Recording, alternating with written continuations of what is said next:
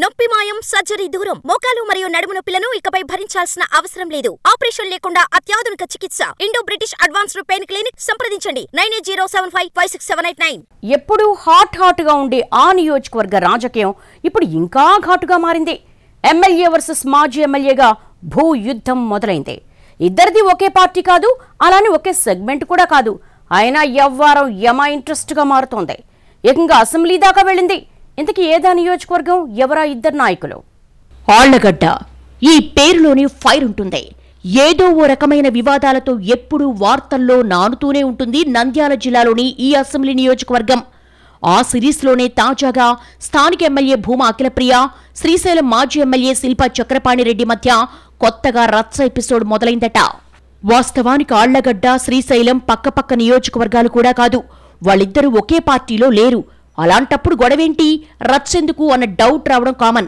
అందుకు బలమైన కారణాలే ఉన్నాయట. ఓ రియల్ ఎస్టేట్ వెంచర్ వ్యవహారం ఇద్దరి మధ్య చిచ్చు పెట్టినట్టుగా తెలిసిందే.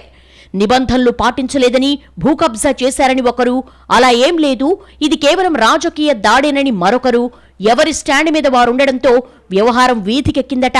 ఆ రచ్చ అలా ముదిరి ఏకంగా అసెంబ్లీ దాకా వెళ్ళింది. మాజీ ఎమ్మెల్యే శిల్పా చక్రపాణిరెడ్డి ఆళ్లగడ్డలో రియల్ ఎస్టేట్ వెంచరేశారు.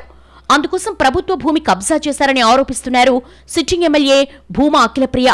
గతంలోనే మాజీ మంత్రిగా ఆమె ఇవే ఆరోపణలు చేసినా అప్పుడు పెద్దగా ప్రాధాన్యత రాలేదు. కానీ మొన్నటి ఎన్నికల్లో అఖిల ఆళ్లగడ్డ ఎమ్మెల్యేగా గెలవడం, అసెంబ్లీ సమావేశాల్లో శిల్పా రియల్ ఎస్టేట్ వెంచర్ గురించి ప్రస్తావించడంతో ప్రాధాన్యత వచ్చింది. వెంచర్లో కేసీ కెనాల్కు సంబంధించిన కాలువ ఉందని, ప్రభుత్వ భూమి ఆక్రమించి కాలువను మళ్లించి ఫ్లాటింగ్ వేశారంటూ సభలో ప్రస్తావించారు భూమా. ఎలాంటి అనుమతి లేకుండా ఇష్టానుసారం శిల్ప వెంచర్స్ ప్రభుత్వ భూమిని కబ్జా చేసిందన్నది ఎమ్మెల్యే వెర్షన్. దాదాపు 7,000 ఎకరాలకు సాగునీరు అందించే కాలువను మళ్లించారని ఆరోపిస్తున్నారామె. ఈ ఆక్రమణలకు సహకరించిన అధికారులపై కూడా వేటు వెయ్యారని అసెంబ్లీ వేదికగా కోరారు ఆళ్లగడ్డ ఎమ్మెల్యే. కేవలం మాటలతో సరిపెట్టకుండా అధికారుల ద్వారా ఆక్రమణలు తొలగించేందుకు కూడా సిద్ధమవుతున్నట్లుగా తెలుస్తోంది. అయితే ఆ విషయంలో మాజీ ఎమ్మెల్యే వెర్షన్ మరోలా ఉంది. ఎలాంటి భూ ఆక్రమణలు లేవని, ఎమ్మెల్యే అఖిలప్రియ ఉద్దేశపూర్వకంగానే ఆ విషయాన్ని రచ్చ చేస్తున్నారని అంటున్నారు శిల్పా. నిబంధనల ప్రకారమే కాలువకు ప్రత్యామ్నాయంగా స్థలమిచ్చి వెంచరేశామని, అందులో ప్రభుత్వ భూమి ఏమీ లేదన్నది ఆయన వాదనగా తెలిసిందే. కేవలం రాజకీయ కారణాలతోనే తమపై ఆరోపణలు చేస్తున్నారు అనేది ఈ వైసీపీ మాజీ ఎమ్మెల్యే వెర్షన్.